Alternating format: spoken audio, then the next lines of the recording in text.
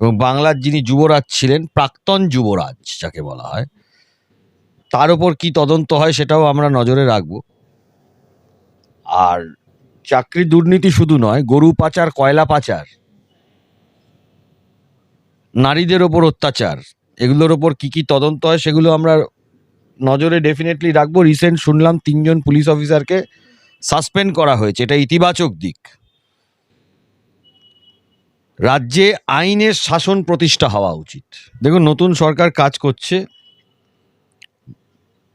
15 বছর 16 বছরে পশ্চিমবাংলার ভবিষ্যতে একটা জেনারেশন ধ্বংস হয়ে গেছে, এটা অস্বীকার করার জায়গা নেই। চাকরি বিক্রি করে, কিছু লোকের চাকরি চলে গিয়ে, কিছু জেনুইন ক্যান্ডিডেটকে চোখের জলে নাকের জলে করে, স্বামী স্ত্রী দুজনের চাকরি চলে গিয়ে, এরকম প্রচুর এক্সাম্পল আছে। 15 বছর পশ্চিমবাংলা ধ্বংস হয়ে গেছে। ইন্ডাস্ট্রিয়ালাইজেশন নেই, চাকরি নেই, স্বাস্থ্য ব্যবস্থা ভেঙে পড়েছে, স্কুল কলেজ বন্ধ হয়ে গেছে। এই বাঙালিদের গৌরব ফেরাতে হবে। আমরা দেখলাম যে মুখ্যমন্ত্রী ঘোষণা করলেন 26,000 চাকরি বাতিল হয়েছিল, সেটা সুরাহা করবেন, এবং দেখা গেলো সঙ্গে সঙ্গে এসএসসি নিজেদের ওএমআর সিট প্রকাশ করে দিল। এত তৎপরতা আগে কোথায় ছিল? এইটাই তো সব থেকে বড় চিন্তার কারণ।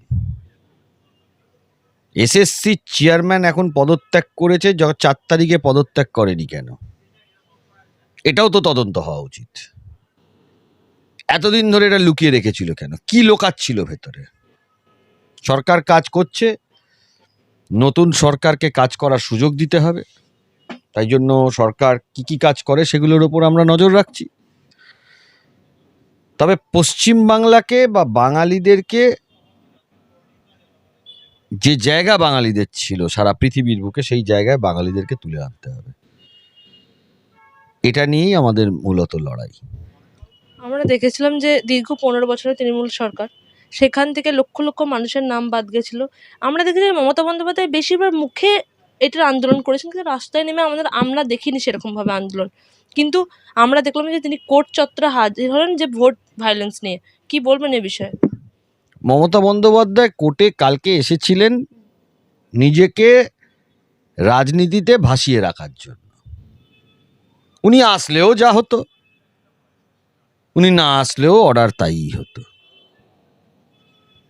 নিজেকে রাজনীতিতে ভাসিয়ে রাখার জন্য। তবে কালকে যেটা হয়েছে, আমি যে একবারে জিনিসটাকে সমর্থন করি এটা নয়। আদালত চত্বরে আমি সবসময়তেই মনে করি শান্তি শৃঙ্খলা বজায় রাখা উচিত, আইন আইনের পথে চলবে, এটা আমি মনে করি। কিন্তু মুখ্যমন্ত্রী বা তৃণমূলগুলোকে আমার প্রশ্ন, 2021 সাল থেকে 26 সালে আদালতে কি করেছিলেন? বিচারপতিদের কোর্ট বয়কট, গায়ের জোরে দরজা বন্ধ করে ঢুকতে দেবো না, বিচারপতির বাড়িতে পোস্টার মেরেছিলেন, করেননি। বিচারপতি রায় দিয়েছে বলে উল্টো দিকের আইনজীবীদেরকে মেরেছিলেন, আমার চেম্বারে অ্যাটাক করেছিলেন, করেননি? করেছেন। এটা অস্বীকার করার জায়গা তো নেই। এই ঘটনা ঘটেছে। আপনি কোনোদিন বলেছেন যে আমার চেম্বার অ্যাটাক হয়েছিল? ছেড়ে দিন আমার চেম্বার, বিচারপতির বাড়ি অ্যাটাক হয়েছিল, পোস্টার লাগিয়ে দেওয়া হয়েছিল, বিচারপতি অর্ডার দিয়েছে বলে তার পায়ে তার ফটো রেখে পা দিয়ে মারানো হয়েছিল। কোনোদিন মুখ্যমন্ত্রী মমতা বন্দ্যোপাধ্যায়কে বলতে শুনেছেন যে জিনিসটা অন্যায় হয়েছে? ভাইপোকে কোনোদিন বলতে শুনেছি চোর ভাইপোটা? তো লোকে চোর বলছে, তো কি ভুল কাজটা করেছে? গণতান্ত্রিক অধিকার আছে তাকে চোর বলার মতো। আমি বলছি আদালত চত্বরে এই ধরনের ব্যবহারটা উচিত নয়, কিন্তু চোর বলার অধিকার আছে। আমি তো বলছি যে এই যে ঘটনাটা ঘটেছে আদালত চত্বরে ঘটেছে, যে বিচারপতিকে আপনার ভাইপো পর্যন্ত অ্যাটাক করেছে প্রকাশ্য জনসভায়, কোনোদিন বলেননি তো? কোর্ট চত্বরে বিচারপতির ওখানে ঝামেলা করা হয়েছে, অ্যাটাক করতে যাওয়া হয়েছে, স্টোন পেডলিং এর মতন ঘটনা মতন অবস্থা হয়ে গেছিল জাস্টিস অভিজিৎ গঙ্গোপাধ্যায় যখন বিচার পরিচালনা করছিলেন। আমার চেম্বারের তলায় প্রায় 500 লোক দাঁড়িয়ে আমাদেরকে অ্যাটাক করতে এসেছিল। এই ঘটনা ঘটেছে। 2021 সালে যখন তৃণমূল জিতেছিল, আজকে তৃণমূল বড় বড় কথা বলছে, পোস্ট পোল ভায়োলেন্স। 21 সালে যারা মারা গেছে তাদের নিয়ে বলছে না কেন?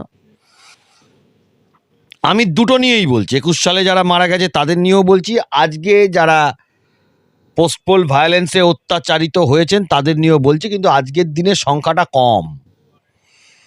2021 সালে তৃণমূল জেনোসাইড চালিয়েছিল এলাকায় এলাকায়, মার্ডার থেকে আরম্ভ করে, খুন থেকে আরম্ভ করে, বাড়ি জ্বালিয়ে দেওয়া থেকে আরম্ভ করে, মহিলাদের তুলে নিয়ে যাওয়া থেকে আরম্ভ করে সারা পশ্চিমবাংলায় দেখা যাচ্ছিল না যা সিচুয়েশন তৈরি হয়েছিল। তার থেকে অনেক এই বছর হয়নি বলবো না, কিন্তু অনেক সহনশীলতা হয়েছে। এটা তো ঘটনা, যার পরিবারের লোক মারা গেছে আর যে লোকটা মেরেছে সে 6 বছর ধরে ঘুরে বেড়াচ্ছে, তাকে ছেড়ে দেবে? তবু আমি মানুষের কাছে বলবো, এই পোস্টপোল ভায়োলেন্স নিয়ে আইন নিজেদের হাতে না তুলে, যা আইনের ব্যবস্থা আছে সেটার দিকে আপনারা চিন্তা করুন। আইন আইনের পথেই চলে। দুদিন দেরি হতে পারে, যখন সরকারে অনেকে থাকে ক্ষমতার জোরে আইনে ইনফ্লুয়েন্স খাটানোর চেষ্টা করে, কিন্তু আইনে সুরাহ ভারতবর্ষের যা সাংবিধানিক পরিকাঠামো তাতে হয়। আইনের মারফতে লড়াই করে কলকাতা হাইকোর্ট এবং সুপ্রিম কোর্টে কিছু না হলেও লাস্ট 15 বছরে 25 থেকে 26,000 লোকের চাকরি হয়েছে। প্রাইমারি বলুন, এসএসসি বলুন, কলেজ সার্ভিস কমিশন বলুন, পাবলিক সার্ভিস কমিশন বলুন, 25 থেকে 26,000 ছেলে মেয়ের চাকরি আইনি লড়াই করে হয়েছে। এটা মিথ্যে কথা না, এটা সত্যি কথা। কোর্টের রেকর্ডেই তা প্রমাণ। তাই আইন যে কেউ নিজের হাতে তুলে না নিয়ে আইনের যে প্রক্রিয়া আছে সেটা করুন। আবেগ থাকতে পারে, এটাকেও আমি আপনাদের মাধ্যমে মানুষের কাছে আবেদন করলাম। তিনি সংখ্যালঘুদের দায়িত্ব নিয়েছেন, এখন তিনি দায়িত্ব নিন। পশ্চিমবাংলায় ধর্মীয় রাজনীতির জনক তো তিনি, জনক বললে ভুল হবে, জননী তিনি। তিনি যে ধর্মেরই হন না কেন, তিনি কেন মসজিদে বা আপনার ঈদের সময়, ঈদের আগে এই আপনার রোজার টাইমে কেন উনি ওইসব ধর্ম পালন করতে গেছেন? সাংবিধানিক চেয়ারে বসে যে ধর্মপ্রাণ মানুষ তিনি করবেন, যারা ধর্মপ্রাণ তারা করবে। উস্কানি তো আপনি দিয়েছেন, তাই জন্য আরো একটা গোষ্ঠী তারাও সেই উস্কানিটাকে নিজেদের জায়গা তৈরি করতে সক্ষম হয়েছে। এটা তো অস্বীকার করার জায়গা নেই।